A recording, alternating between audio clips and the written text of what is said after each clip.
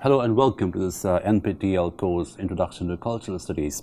In this lecture, we'll continue with the study of George Orwell's Shooting an Elephant, which we started already, and we covered such sessions of it in one lecture. And we talked about how the mappings of the essay are very interesting because he talks about the hatred he has for the empire as an agent of the empire, paradoxically, but equally he has talked about the hatred he has for the Burmese people who surround him all the time and who hate him all the time because he's a white colonial police officer. So we talked about the discursive quality of hatred in the essay, the constructive quality of power, privilege, and how the privileged position, the privileged male position, paradoxically becomes the position of hatred, the position of ambivalence, the position of cynicism, hollowness, and hypocrisy, right? So, we really set out Orwell had really set out the map of imperialism, the map of the dirty work of empire in the essay, and then he moves on, the section we'll cover today, he moves on to study the event in the essay, the one event which really reveals before him, it's like a negative revelation, a negative epiphany, a negative enlightenment of the constructed quality of the privilege, the constructed quality of power, identity, hegemonic identity in the colonial context. Right, so this is the essay, and we'll start with the essay right away now. The section where it talks about the mad elephant and then the entire episode which follows from it. And I quote, "One day something happened which in a roundabout way was enlightening." The word enlightening over here is very interesting. It's a dark, negative enlightenment, right? It's just the verse of positive, spiritual, uplifting enlightenment. This is just the opposite of that. "It was a tiny incident in itself, but it gave me a better glimpse than I had before of the real nature of imperialism, the real motives for which despotic governments act."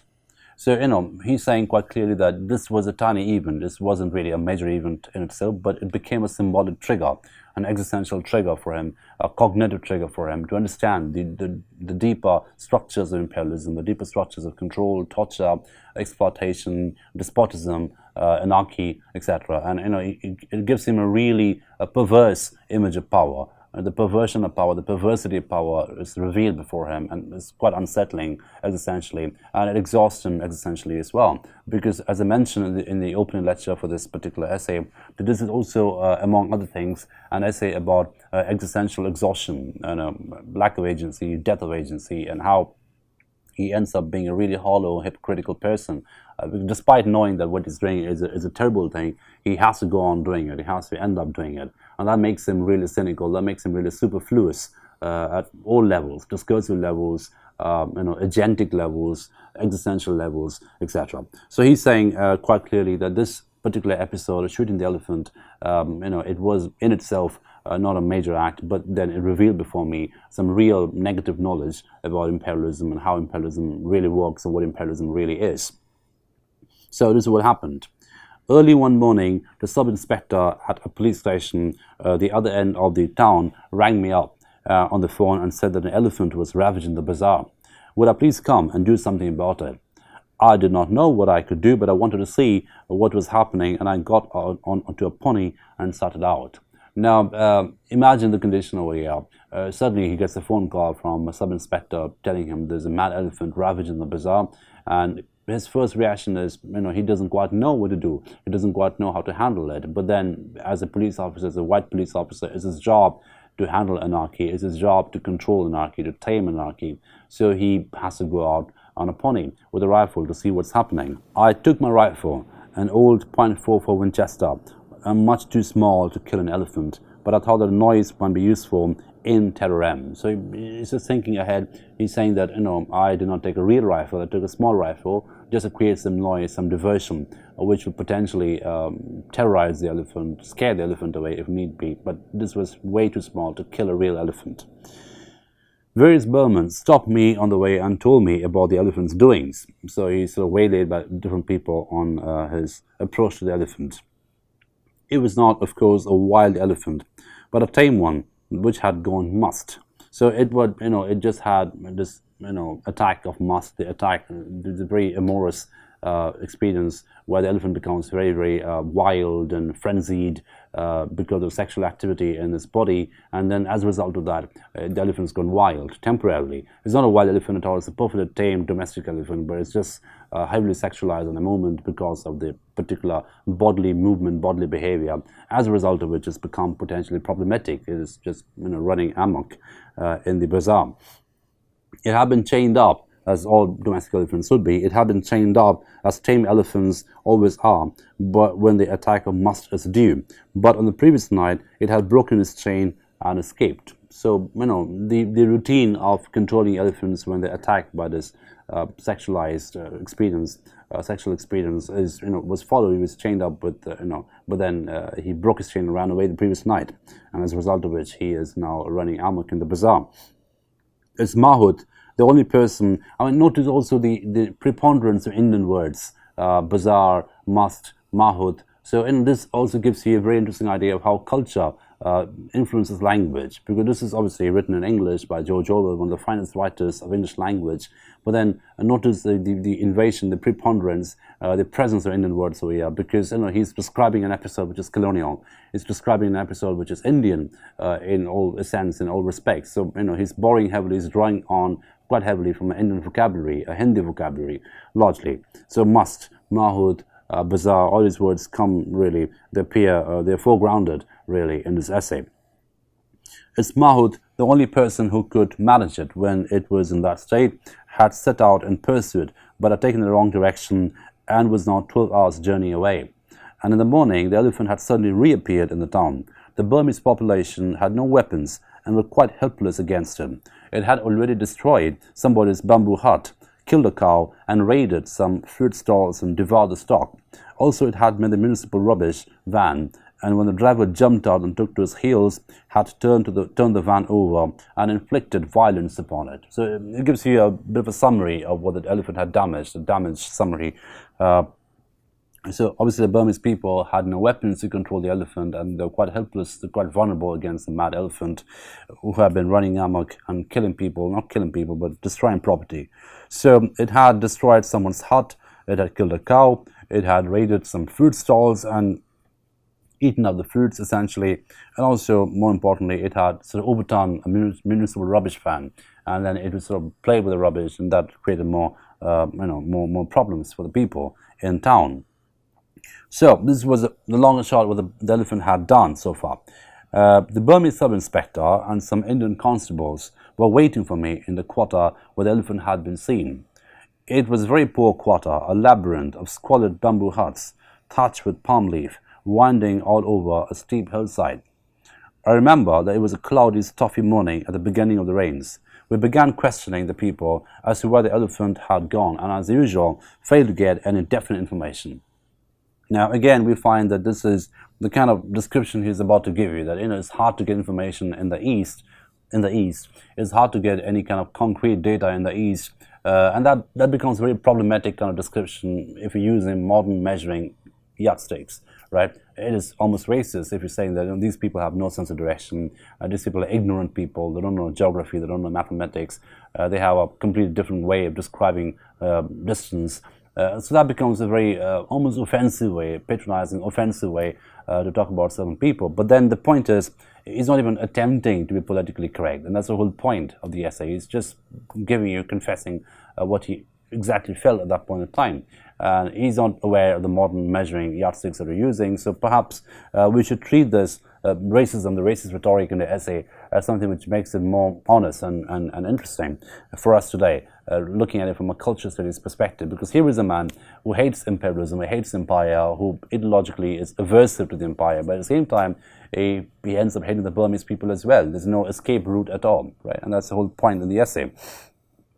So, and he says that this is how information travels in the East, this is how information is communicated in the East. You don't get any concrete information at all, and you're completely lost and directionless.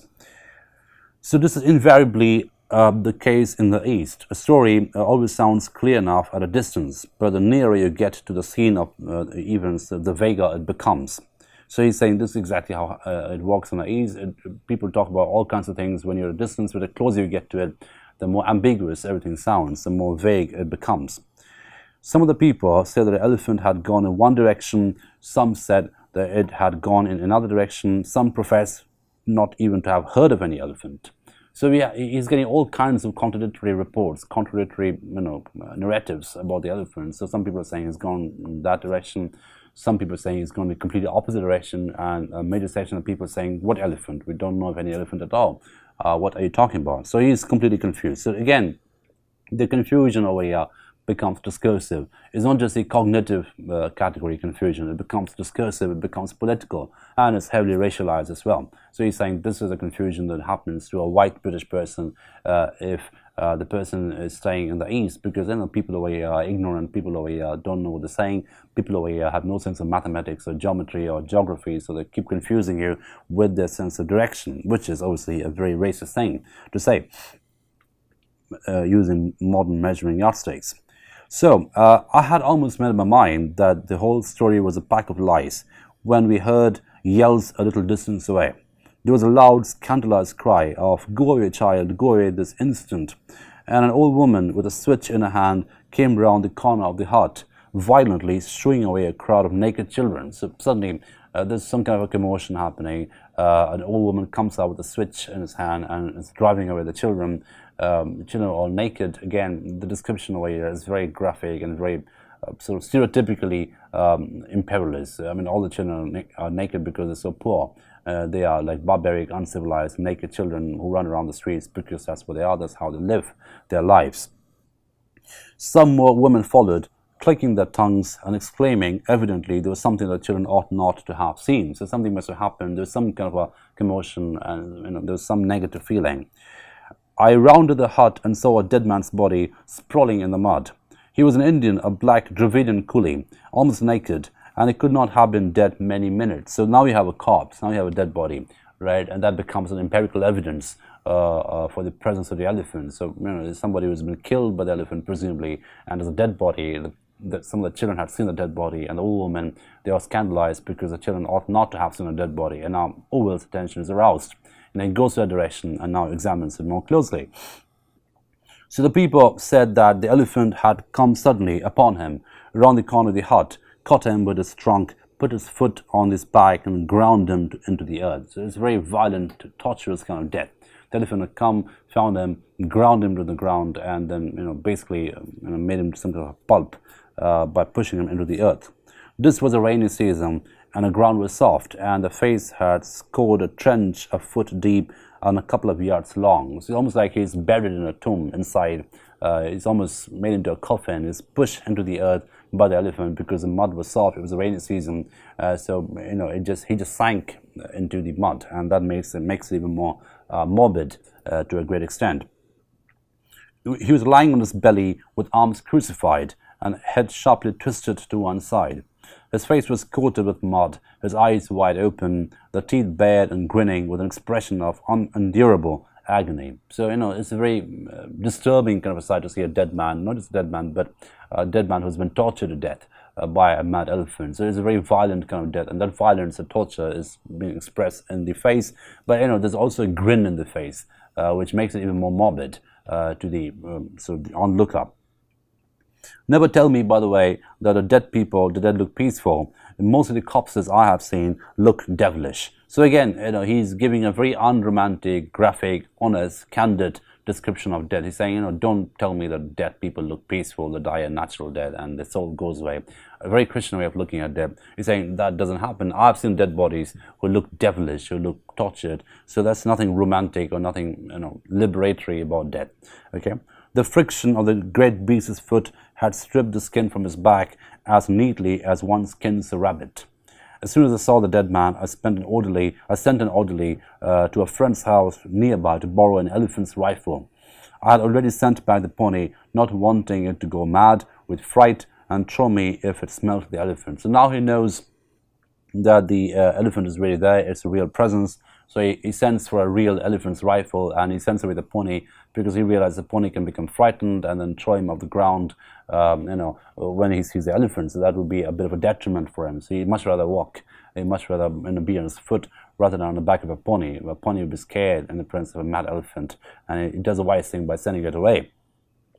So this very symbolic act of sending away his small rifle and asking for a bigger rifle becomes sort of proleptic, really. It's anticipatory. It makes that us, anticipate the fact that maybe it's going to shoot the elephant, maybe the event is going to happen now, maybe the elephant is going to be shot because it's preparing for it, right? So the preparation's the beginning.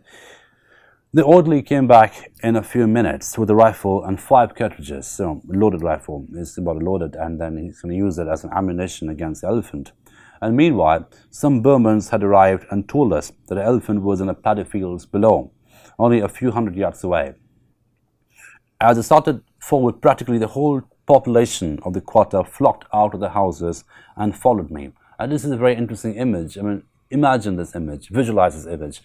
You have a white man with a gun walking down the town, and the entire population leaving the houses, abandoning the houses, flocking behind them to see some kind of a magic act happening. So this reminds me, when I first read it, and I keep getting reminded of that all the time when I read it, of the Pied Piper image. Right, so if you remember the Pied Piper story about this person with a magic quality coming to a town, driving away the pests of the town, and the entire population sort of flocking behind them. The second time he comes back, all the children flock behind them. The first time, all the rats flock behind them. So we have that kind of Pied Piper imagery in operation over here, right? Because here's a person who's supposedly able to do some kind of a magic thing, some kind of a superhuman thing, some kind of a powerful, privileged thing, right? As a white man with a gun, and the entire Burmese population, they're following him, flocking behind him, in order to see the magic trick that he's about to perform. So this is a bit in the essay where the performative quality of the white man's superiority, supposed superiority, comes into play spectacularly, right? So it must be made into a spectacle, like all performative things.